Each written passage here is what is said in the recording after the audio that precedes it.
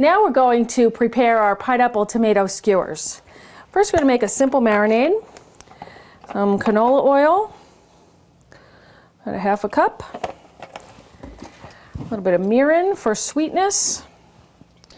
You always want to make a balance. Oil as the base and to help the marinade cling to your whatever your ingredients are. In this case, cherry tomatoes and pineapple. Mirin for sweetness, and now a little acid in the form of fresh lime juice. And that's kind of like it's a marinade, or almost like a dressing, or the base for a dressing. I'm going to add our pineapple. Whoops, lost one.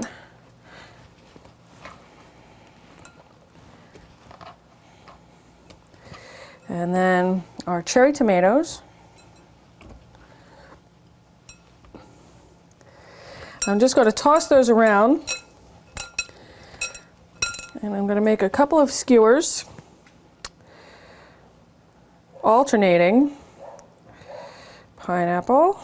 You see, a nice big cherry tomato doesn't get squashed, just goes right through, and it's perfect. When I make a skewer, I like to leave space in between. That helps the ingredients to char a little bit.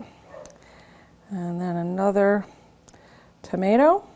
And I'm going to make some more of these. Isn't that pretty? Nice and colorful. When we come back, we're going to grill our pineapple tomato skewers. See you then.